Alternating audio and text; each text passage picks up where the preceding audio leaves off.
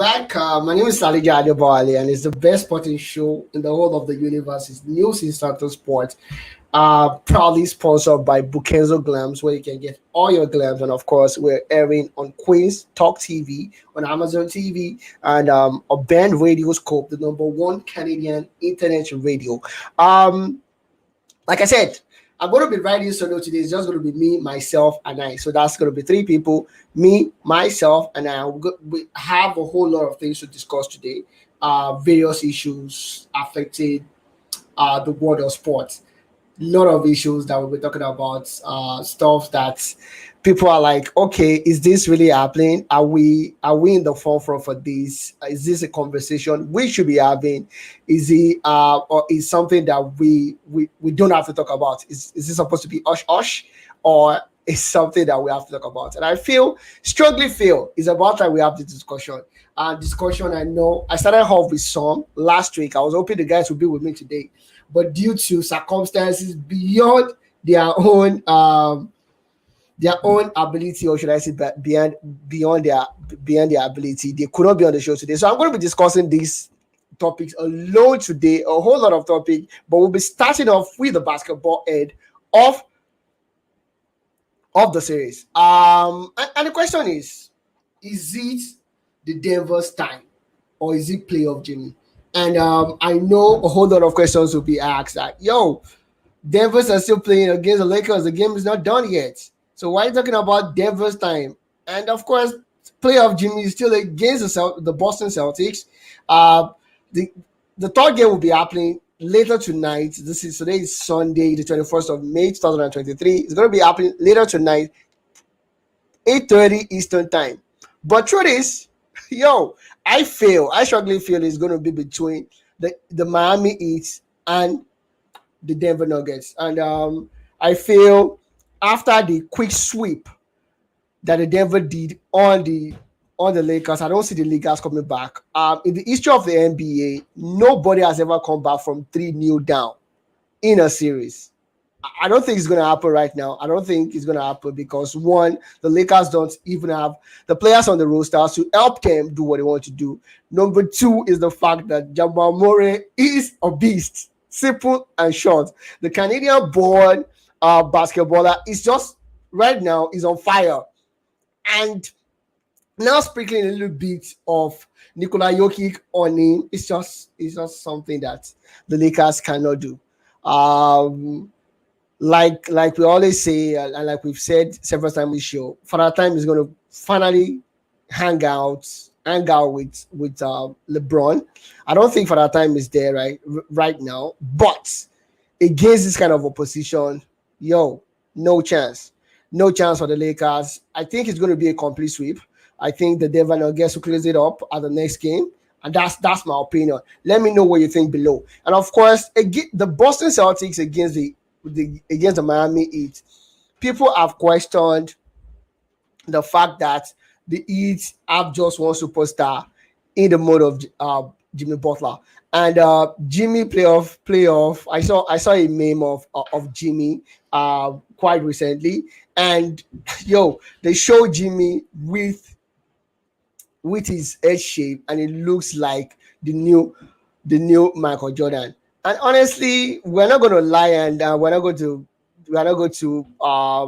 put say what is not. The fact still remains that the Heat will be in contention. I think they will take away the self imploding Celtics out of the line. The Celtics had a whooping 20 points lead against the Miami Heat. And what does Williams do?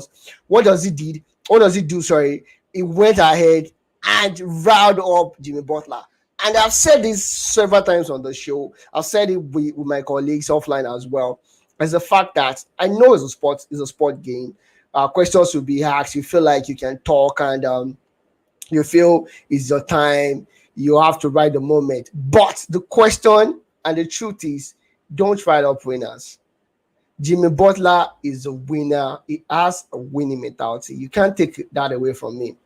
And from there, the Boston Celtics just went downward. And I'll take that a little bit into soccer. The worst, one of the worst stadium, probably apart from the Besiktas and Galatasaray Stadium, to go to in the whole of Europe is Anfield. And Arsenal did one against Liverpool, 2-0 up. And what did Granit Xhaka did? He riled up the Anfield supporters. And we know the end of the story. And that's the truth. You don't do that against these winners. They have the winning mentality. When you do that and they come, it's going to backfire. 100%, I guarantee you that. And that's what playoff Jimmy did against Celtics. And of course, looking at the start right now, it shows you for 47 seasons that the Denver Nuggets have been in the NBA, they've never changed their name, gone to the playoffs 29 times, 0 championship. But I want to know, guys, is it going to be the time of the Denver Nuggets? I strongly feel this is their time. And looking at it, there's always going to be an issue of do they have the experience to do it, given that they've never done it before. But with the way Jamal Murray is playing right now, and Jokic is not even getting off gear 1 right now, and that's the scary thing. He's playing as a facilitator and he's downing triple-double every night, and he has done it 3 times already against the Lakers, and he's not even off gear 1, or should I say gear 2. So when he does that, you can only imagine what's going to happen. Bar a miracle, I don't think anybody would take the Denver Nuggets. Let me know what you guys think below, and leave your comments for that as well. And of course, moving straight to the world of football right now, and question has been asked, like, this Man City team, is it the best team in the history? Are they going to go down as one of the best if they win the treble? And there's always this comparative analysis when it comes to situations like this. You look at the past teams, the Manchester United of 1999. You look at the PSV team of 87, 89, 88 season. You look at the AC Milan team of the early 90s, the Barcelona team of Johan Cruyff, the Barcelona team of Lionel Messi, Xavi, and Iniesta, I think in 2015. You look at the Barcelona team of 2019 that had Neymar, Messi, and of course Suarez. These are big time teams. How do you think this present Manchester City will rank in the midst of these teams? They've had a 22 winning streak since the start of the year. That's crazy and that's amazing. They are in the FA Cup final. They are in they have been crowned the champions due to the loss of Arsenal on Saturday against Nottingham Forest, and they are in the final of the champions against Inter Milan, which I think they will win comfortably, bar any surprises. Which I don't think is going to happen. I think they will win emphatically. It's going to be a repeat of what we had, I think, in 2010 or 2011, where Bayern played against Inter Milan. Inter Milan was just unstoppable that season, and they just did it convincingly.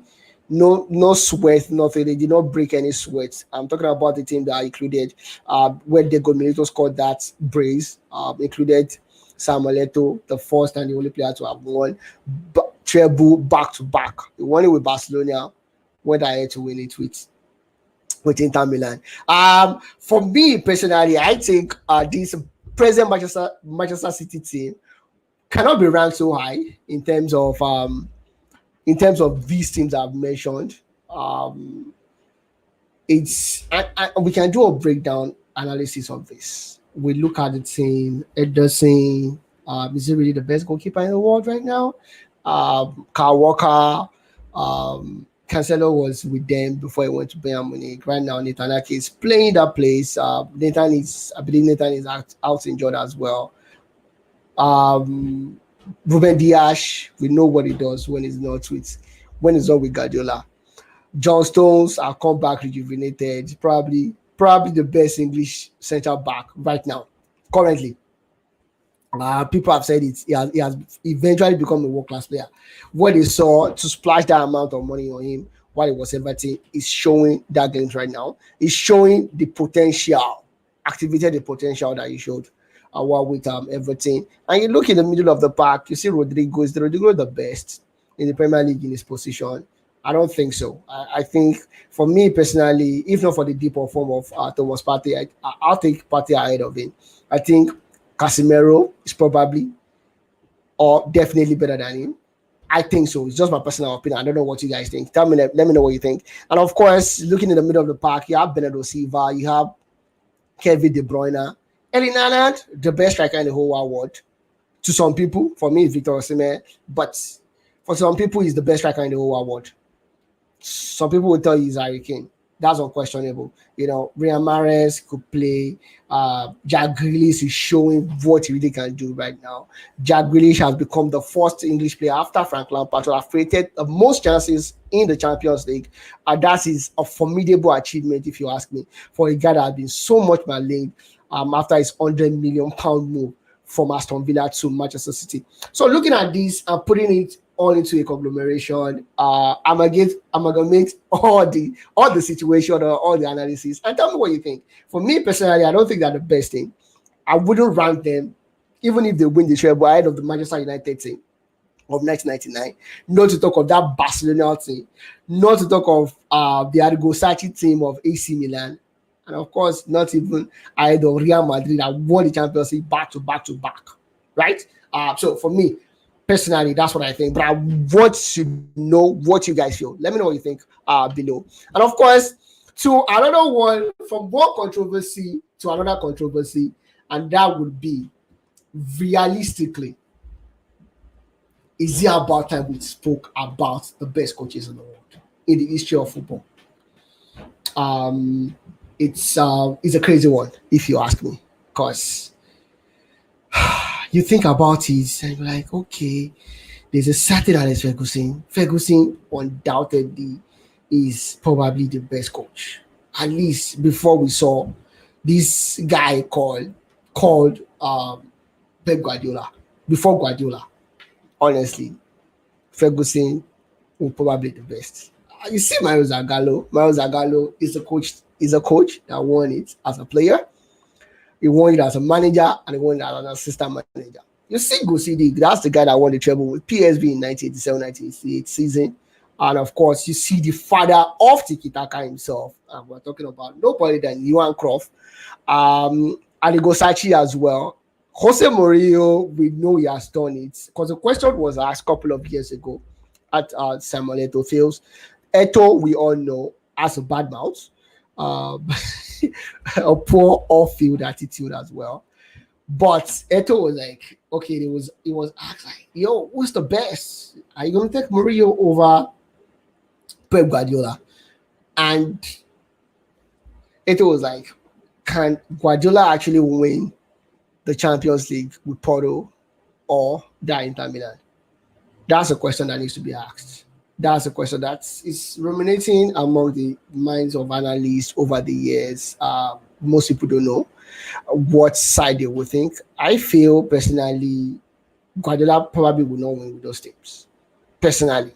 But that does not take away from the fact that Guardiola, to me, is the best coach in the history of the game. And there are a couple of reasons that we have to look at why we say he's the best coach in the history of the game. Number one is the way he revolutionized the game. The game is tiki-taka. The soul is from Haaland. The germinating ground is Camp Nou. The ardent student is Pep Guardiola. The crystal ball that made that change is Guardiola. He puts in so much work. He's a genius by every standard that you can think of. And I look at the City team, and I don't want to talk about Messi. Messi is the best footballer ever in the history of football. So once Messi is in the team, that team automatically becomes a contender. That team automatically becomes a cheat. Because Messi is not human, as far as I'm concerned. Every other player that I've seen, that I've watched live, that I've watched live. Bar Maradona. I did not see Pele live. I watch his clips. Bar Maradona. Even Maradona is Messi is different. Messi is the best. No question about it. Messi is a footballing god. So I don't want to talk about the Barcelona team that Pep Guardiola handled because we have to talk about Messi. It revolutionized the Barcelona team, made turn Iniesta to what he became. Iniesta, I remember in the Champions League of 2006, was not even the starting lineup for Barcelona. He came in, changed the game. I saw him like, Arsenal should really go for this guy because this guy is going to be probably the best attacking midfielder in the world. Xavi, we all know what he's capable of, but the way he saw the game changed after Guardiola.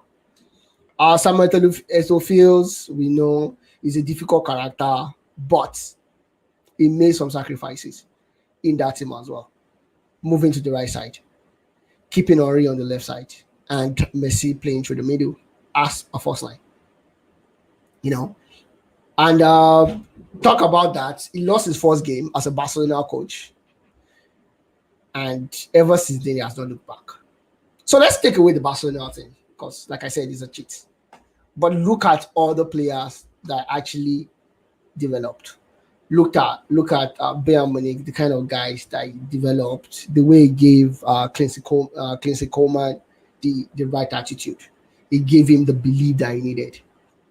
The way he has shaped up the Rosane, for instance, the way I shaped up players like Rodrigo. Sorry, I said Rodrigo. Rodri was actually the replacement for Thomas Partey at Atletico Madrid. He came to Man City, and he has become a monster. Ruben Dias is a Benfica guy, young guy, 23 years old.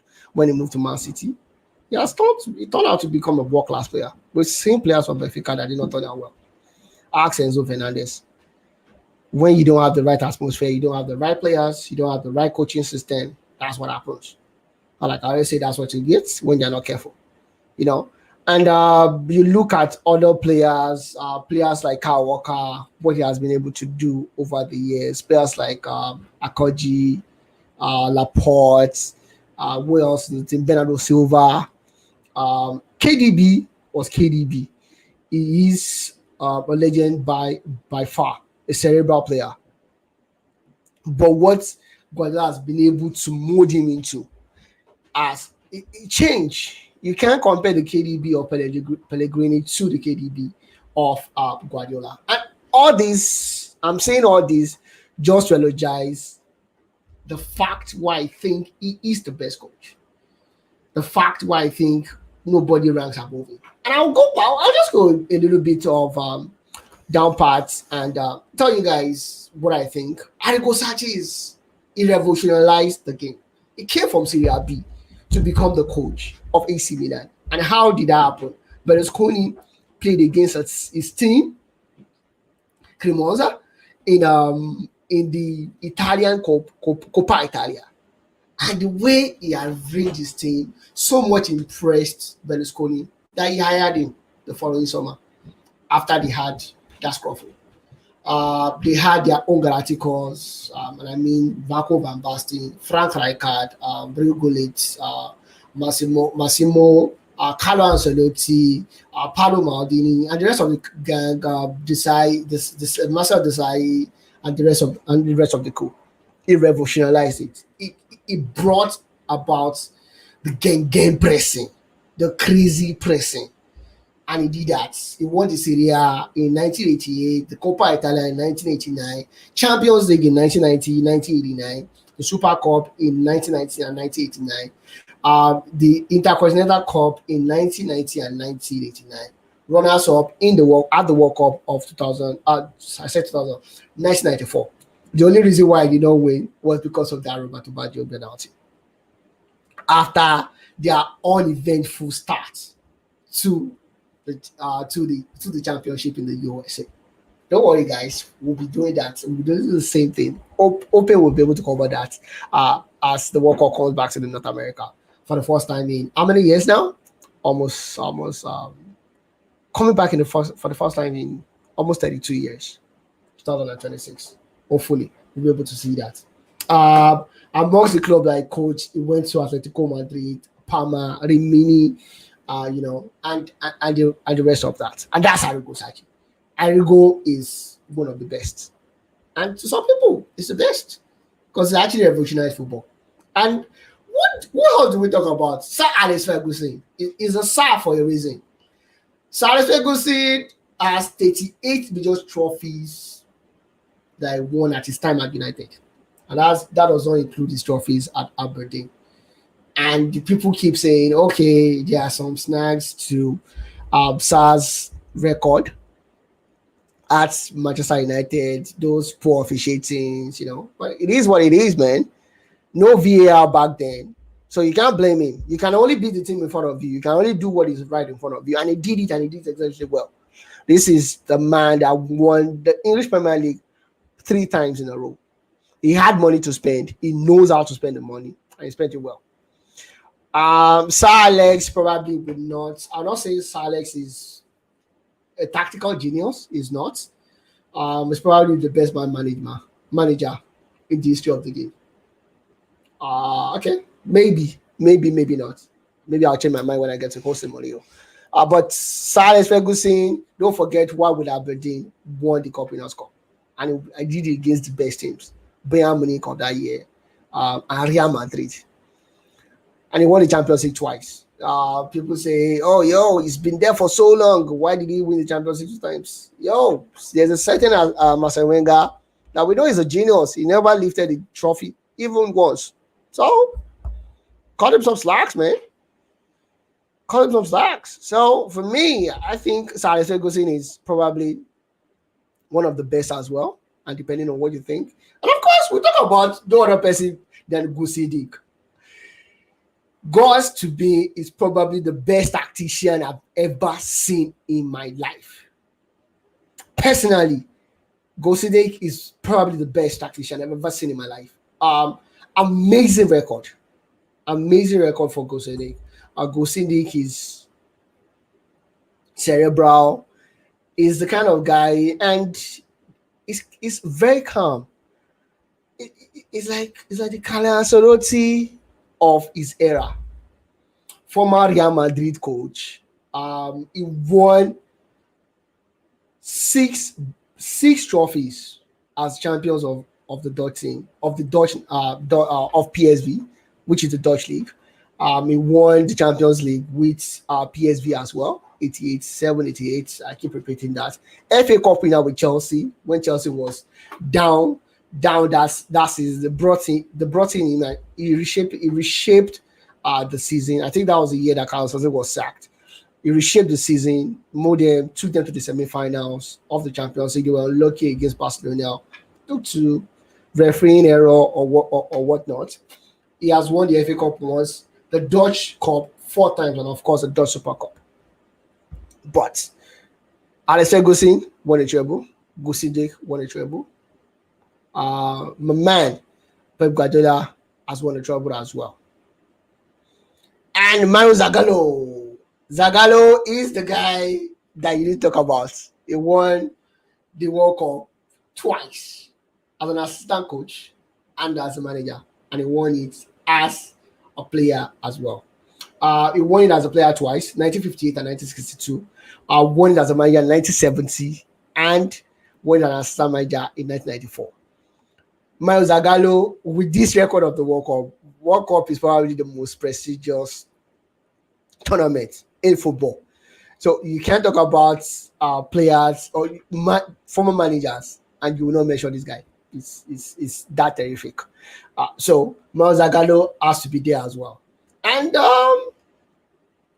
Johan Cruyff, like I said, without Johan Cruyff, we don't even have a Pep Guardiola.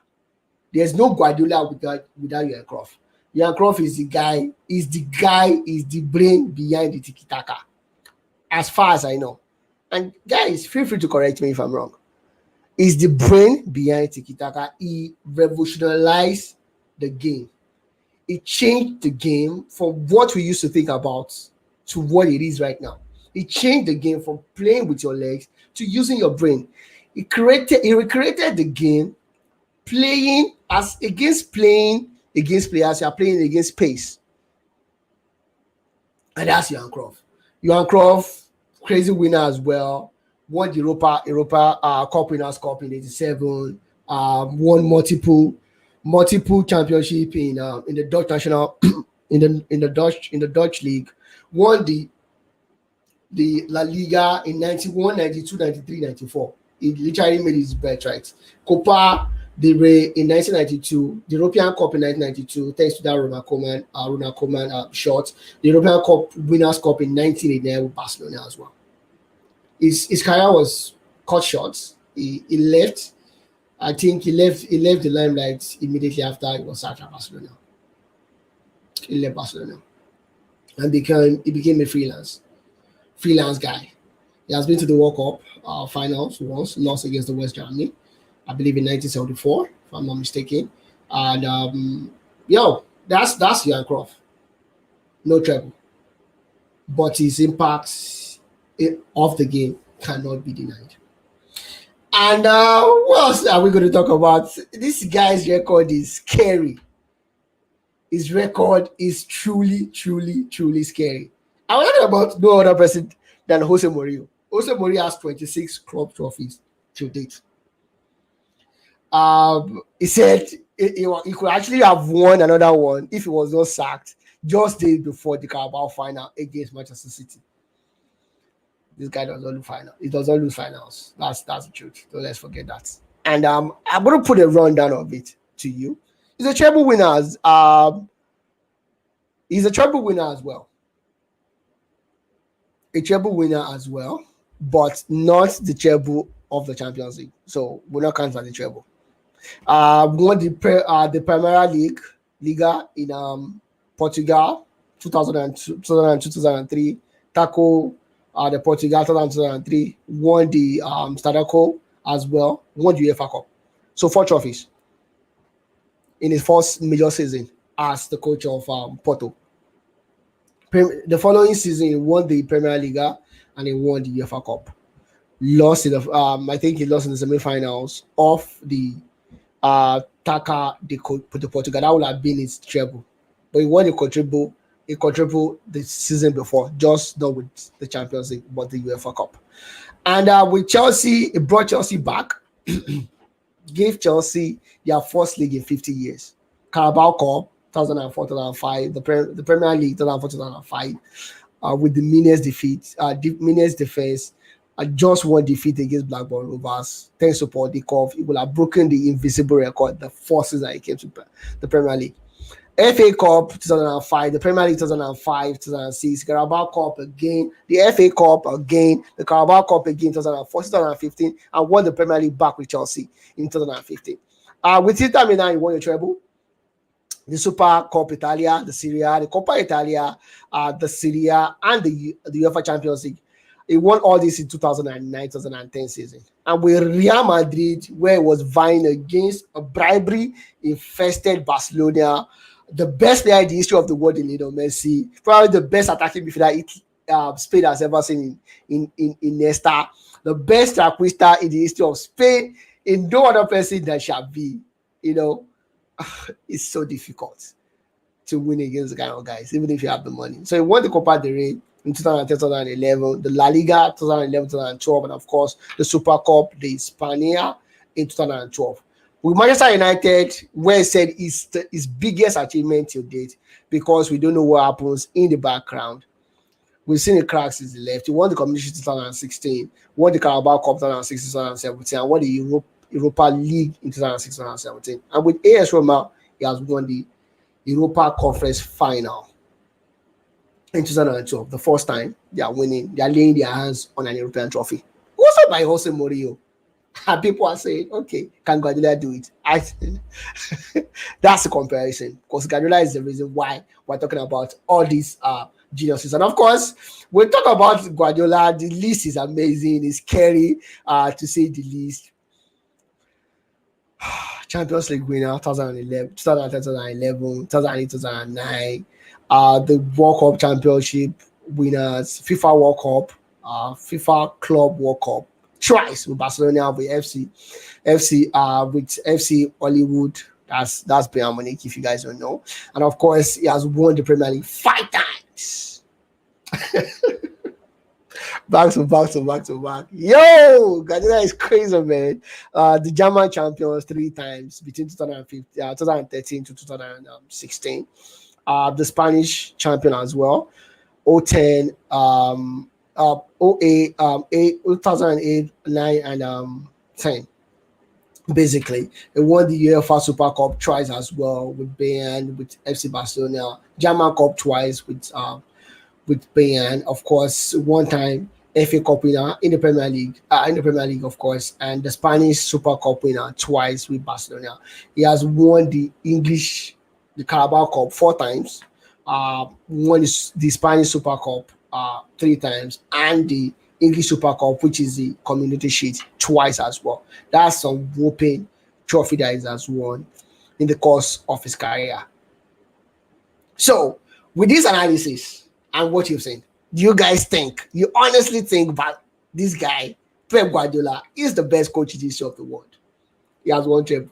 But if he wins the treble again, this season, undoubtedly, he is the best coach of all time, in my own opinion. Let me know what you guys think. And of course, we have to talk about this because people have been talking about it. Between Harry Kane and Erling Haaland, like, who's the best? Harry has scored 28 goals. Is leading Wayne Rooney and closely following Alan Shearer in the pecking order of the highest goal scorer in the English Premier League history. And people are asking, what if Harry Kane is in the Manchester City team? It's a what if. It's a big what if. We'll never know, like Kanye West will say. But what do you guys think? Do you think Harry will have been better in this Manchester City team than in Haaland? Harry is now a non-conventional number 9. That's what I call him. He drops deep, plays with his team, creates chances as well. And Lana cannot do all of that.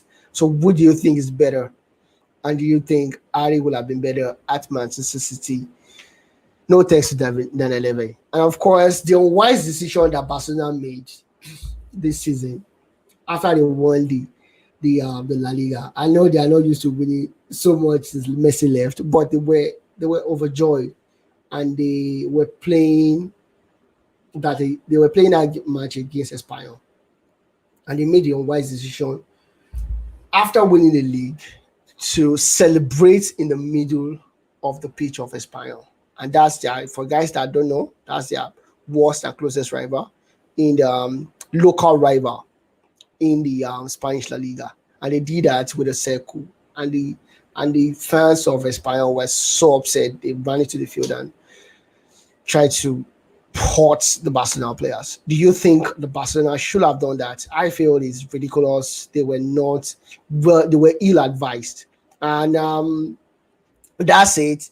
But before I go on the show, we still have to ask some questions. Do you think game time, playoff, Jimmy Butler is going to win the series, or is he going to be the best player in the NBA right now, at least so far in this playoff? Nikola Jokic or Jamal Murray, depending on what side of the fence you're sitting on, is going to win the NBA finals. I don't see any finals again apart from that. I'm writing off the Celtics. I'm sorry. If you're a Celtic fan, I'm sorry about that, but I'm writing you guys off already.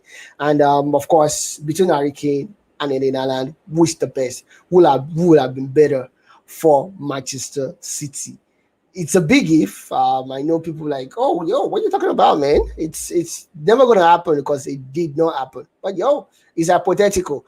You guys can actually give me an answer if you want to. And of course, between the best coaches, I did a brief analysis of these coaches from Arrigo Sacchi to Mario Zagallo to Hencroft to Jose Mourinho, Gusindik, and the rest of the group. Who do you think is really the best coach so far? I don't care what time I watching football. Let me know who you think the best coach has been in the history of football. And that's the wrap, and that's the show. Don't forget that this show is proudly sponsored by Bukenzo Glam, and of course, we are airing on Queen's Talk TV on Amazon TV and on Band Radio Scope, the number one Canadian internet radio. Till I see you again next week. My name is Lalija Adepowale, and it's still the best party show in the whole of the universe. It's Newsinstanta Sport. Guys, I love you. And as we grow together, I'll see you next week. Bye, guys.